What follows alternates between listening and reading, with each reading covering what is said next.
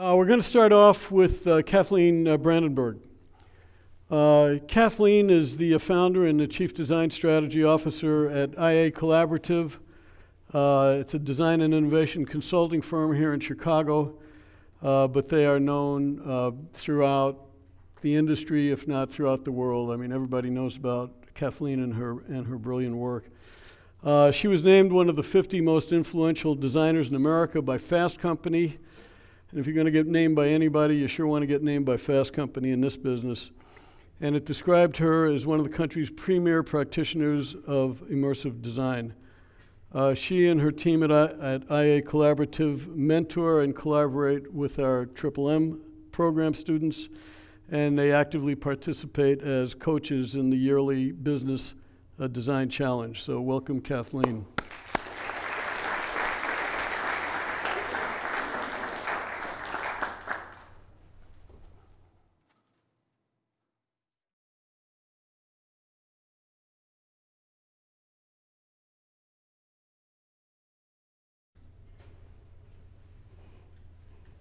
Thank you for inviting me to speak today. I'm thrilled to be here, and I'm so happy with the work that we're doing with Northwestern, and I'm so excited to see the things that Greg and the team have been doing in terms of bringing the design thinking curriculum really to the forefront of the program here.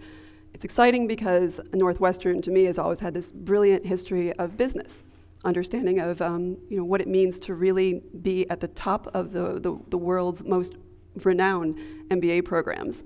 And that marriage of design with business is, to me, the most exciting thing about what's happening here at Northwestern. So with that said, today, what I want to talk to you about are three things. I want to tell you a little bit about IA Collaborative, my firm. And I love that Walter's like, oh, everybody knows IA Collaborative. Probably not everybody really does here. So I'll share just a quick bit about that.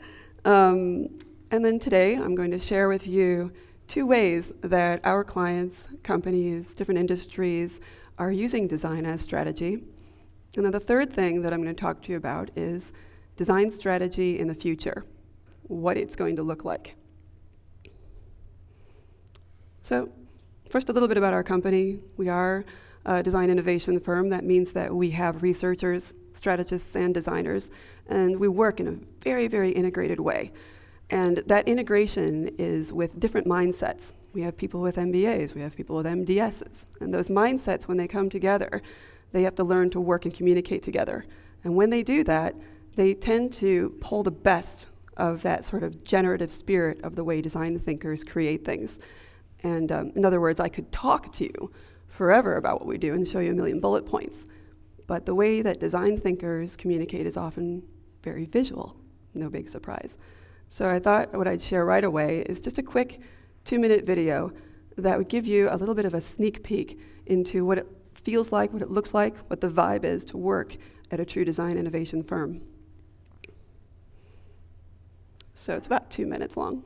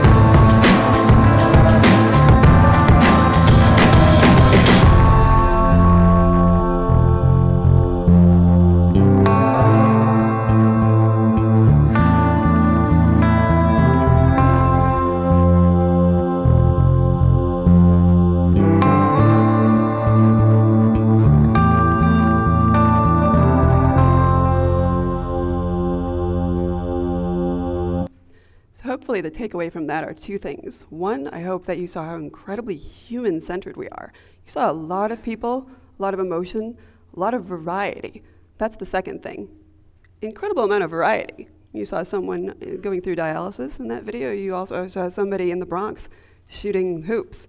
That variety is really important. I'll talk about that in a minute. In fact, the variety that we have at our office is vast. These are things that are happening right now in our office. We're redefining how surgeons and their teams work together in the OR and across the world. We're uncovering global athlete insights to design wearable devices, enabling entry into new markets. We're setting a new global vision and redesigning the travel experience for the world's largest airline, which I think is going to make Jerry really happy, right? We're systemically designing solutions for caregivers in Guinea, Africa to solve for the Ebola crisis. And we're designing a new brand, product, and a company for our own internal venture program. And that venture program is really important because when you're immersed in so many different industries and so much variety and making all of these connections as a designer all the time, you have so much knowledge that it's important to leverage that. So we created a venture program to enable our team and people that work with us in order to create products and services within our own company. And I think you're going to hear a little bit more about that, I think, from Teak. And I think that this is something that's going to be the way of all strategic consultants in the future. Probably this is familiar to everybody here. And I think I first saw this in grad school probably like 18 years ago. And I loved this because it was the first time that I saw those connections coming together. The first time that I saw this idea of desirable, possible, viable actually in the same spot, in the same space, the same size. And also, you know, this idea of combining user, business, technology as an approach was really kind of groundbreaking for me 18 years ago. My company's 15 years old. And what we've done is we've really blown that model out. We've been using that kind of philosophy and mentality since we started the company.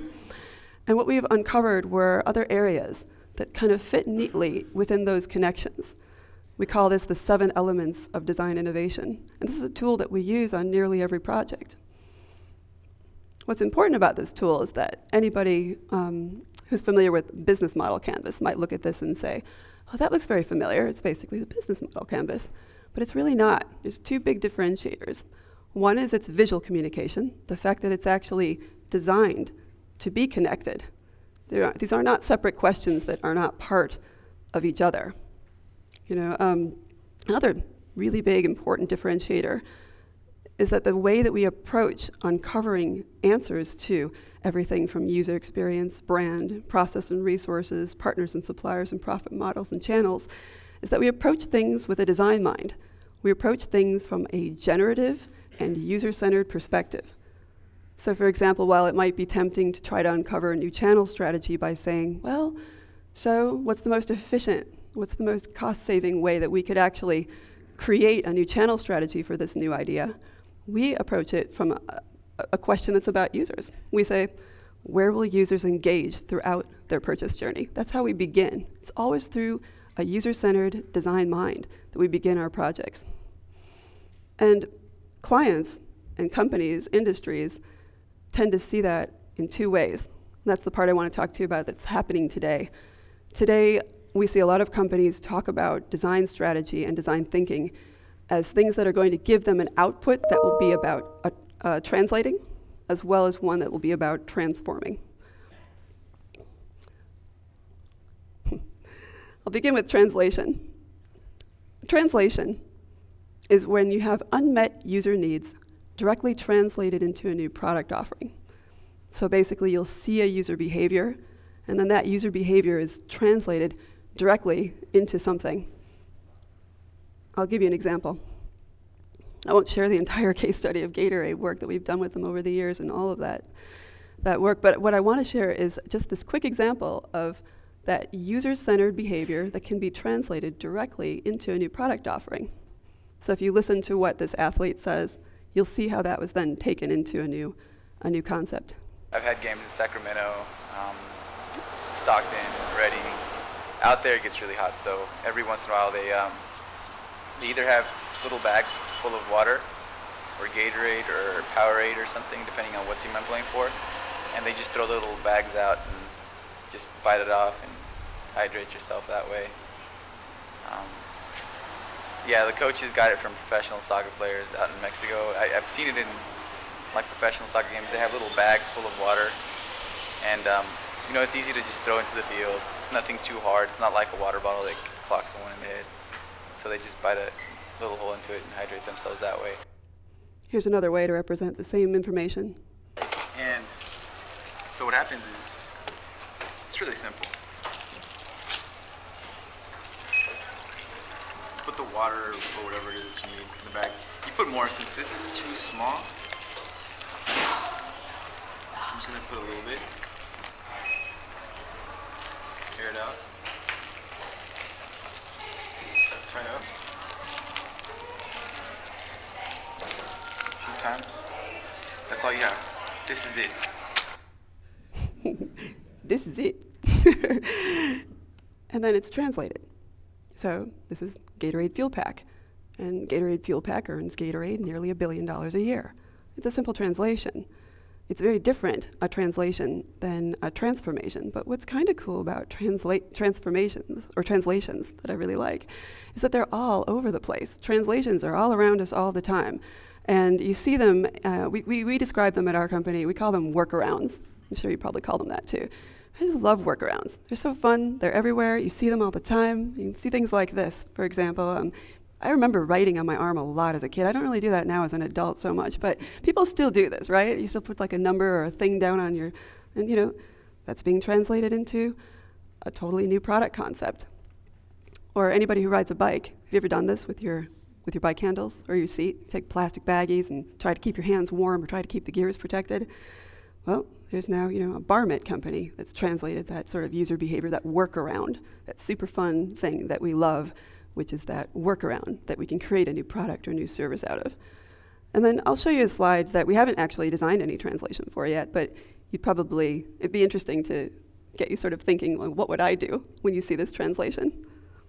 So this is a book that we put together for Dr. Stamos, busy knee and hip guy. And this was put together for two reasons. One was for the newer sales reps to know what instruments are in what trades, but also for the staff, once a case is over, to restock. This is a custom tray. All the items in here are specific to that doctor. Whereas this tray here, these are all, these are custom blocks here, where everything else in here is standard. Created for the staff, as far as knowing where to put things back and to make sure nothing was missing. And also during the middle of the case, if a rep is trying to figure out where something is, they can take a quick look or a refresher before the case. What happens is, the case takes place. Flight will go downstairs to be washed. After it's washed, it comes back upstairs to the inner core, and the staff here at Glenbrook Hospital will reset it. So if they have a question of where something goes, they can open up this book and say, okay, where does such and such instrument go? And they can look here and figure out where it goes. Or they can also look it over to make sure nothing's missing. So this poor sales rep is stuck actually going out, photographing what each doctor wants, putting it into a laminated cover, and then binding it and walking around and basically having to create his own tools. Imagine what you might create. Imagine what you might do. You might create a digital touchscreen that goes into each of the ORs, or maybe you create basically the same idea, but it's provided for you as opposed to relying on someone having to create it. So those are translations, and they're pretty easy to understand and really basic, and they're not, you know, I mean, you can't argue with a nearly $1 billion translation of a new product offering. But translations are basically that, right? They're basically that user experience or behavior, that workaround that then gets basically repurposed into a new product or service. Now, transformation is very different. A transformation involves several inputs. These several inputs will come together creatively, resulting in a new offering or an entirely new strategy. And a transformation is much like that 7 elements model that I shared with you, taking inputs from all of those areas, resulting in something completely new in the world. And transformation looks like this, like Nike Plus. Nike Plus combined a lot of different inputs, everything from running and listening to music, new technologies that were emerging. RFIDs at the time that we were creating this were not in place, but we were basically looking into the future of what could be, co-branding opportunities and development, basically a whole running community. And the combination of so many inputs ultimately led to a new sport running platform, a new paradigm for telling time. There's barely an athlete alive today that thinks of time the way that they used to. Products and services like this have transformed an industry.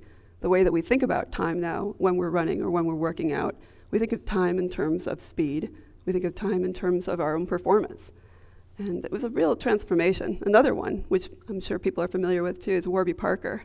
And if you're not, Warby Parker is a great example of very disruptive new business opportunity or new business that was a transformation of an industry itself.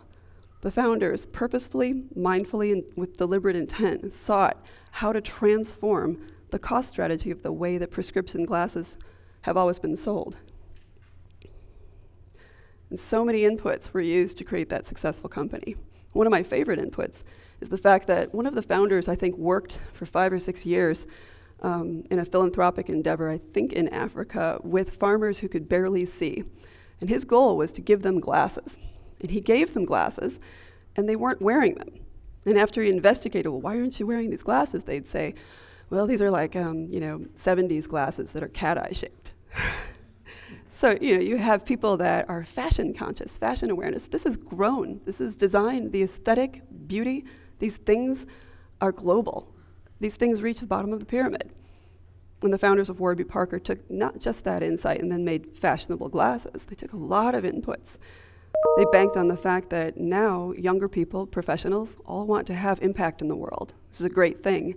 And having a social mission was something that they built into their business model. They knew that if they were going to create glasses and sell them at a lower cost out into the world, they still had to figure out a way to give one away. Buy one, give one away. So a number of inputs all led to this transformative company, Warby Parker. So again, a transformation is when several inputs come together creatively. And those inputs coming together creatively is what creativity and design is all about. It's all about connections. In fact, the way we've structured our company, the way the most successful design-led organizations and companies have structured themselves is about putting lots of connections together. In fact, I have a quote from probably one of the greatest innovators of our time. I'll read this to you. He said, "Creativity is just connecting things. When you ask creative people how they did something, they feel a little guilty because they didn't really do it. They just saw something. It seemed obvious to them after a while. That's because they were able to connect experiences they've had and synthesize new things." And I wonder if anybody knows who said this. It was Steve Jobs. And Steve Jobs, actually, I was talking with a colleague this morning, and he was saying, Steve Jobs is always being asked why or what it was or what's the magic and what was that thing that makes Apple really successful or what was it? And he said that, it's not one thing, it's 47 things, it's 58 things, it's connecting lots of things. Creativity is nothing more than connections. So this brings me to the third part of my presentation, which is the future. The future is going to be all about these connections. These are the questions that we've been asked probably the last 5 years of our business consistently by every single client I have. I've been asked, how can I build a culture of creativity? Can you teach our organization the design process? And how can we generate more breakthrough ideas? Keyword there being more. Design, bringing a design mind to any company's culture will be critical to its survival and success, as design-savvy competitors will dominate every market. You can quote me on this, but this is absolutely the future. If you think back to Porter's 5 forces, it still rings true today. Customer choice, the ability to have what you want and have it be beautiful and not 70s cat-eye glasses, is going to be absolutely paramount. And being a company that recognizes the importance of design is going to be paramount to survive. So then, designing culture. If you're going to do this, you need to set the conditions for creativity. And if creativity is once again all about connections, then don't you need to create a connected infrastructure? So I'll give you an example of a company that we're doing this for right now. So if you're Indian and you're in the room, then you know this company. You are, because you're nodding. Yes. This is a company that's famous in India. They're called Godrej. They're a client of ours. They are a 118-year-old Indian conglomerate with, I think, 500 companies. They have 35,000 employees and 600,000 people, they say, touch Godrej products every day. It's a really big company with an incredible history of creating new products and services all of the time. In fact, they began like all great companies begin. Uh-oh, am I out of time? Okay. They begin like all great companies begin. Basically, they began when the founder of Godrej 118 years ago saw that the India crime rate was rising. So, in sort of a translation kind of way, he created locks, really successful locks, and built a business based on those locks.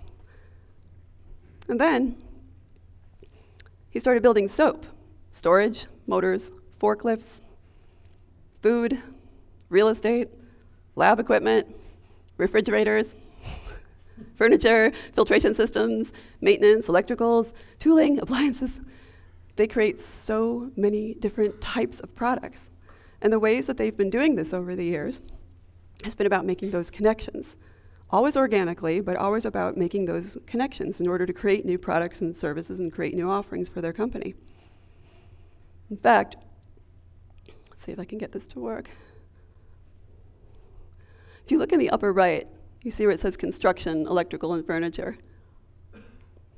By connecting those three things, Godrej said, well, hey, we have these capabilities. Now we can create building contracts and interior fit-outs. And actually, what I wanted to share there, sorry, go back a slide. Oh, hope this works.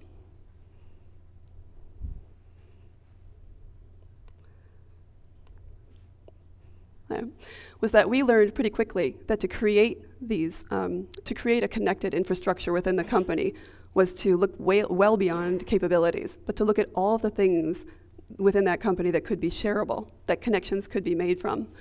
So we learned pretty quickly that capabilities, machinery, equipment, research, geographies, sorry that's acting a little funny, expertise, knowledge, learnings, all of those things could result in what we call pillars. Sorry, this keeps going. I'm not sure why. But basically, we established a set of 6 pillars for the company. And those pillars are ultimately about communicating across the company that they have an opportunity to explicitly and deliberately create connections. So they look like this: connectivity, productivity, security, energy, lifestyle, and wellness. So you're taking every single thing that they used to make, and you're basically saying, look, we're going to create a higher purpose. We're going to create a bigger way for you to view the company itself. And what that looks like, for example, within lifestyle is that we identified things like global trends. We looked at their current offerings. We made all of this knowledge available to everyone within the company and very explicitly created programs and initiatives for them to do this kind of cross-pollination within the company. 3 things happen.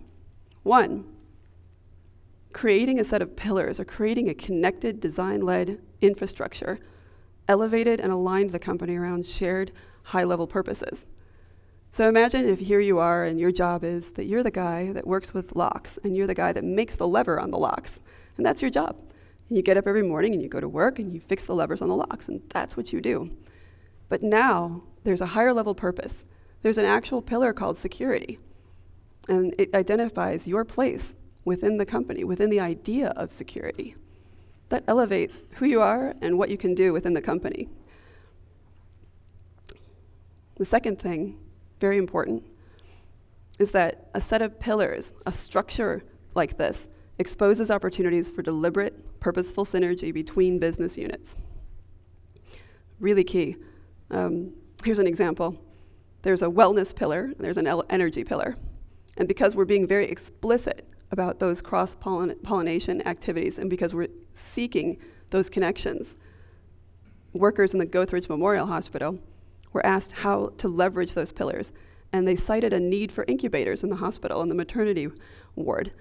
and that they saw when they were asked specifically to look at how they could connect amongst those pillars, they saw that in the energy group, there was cooling and heating chip technology that was there that they could take advantage of.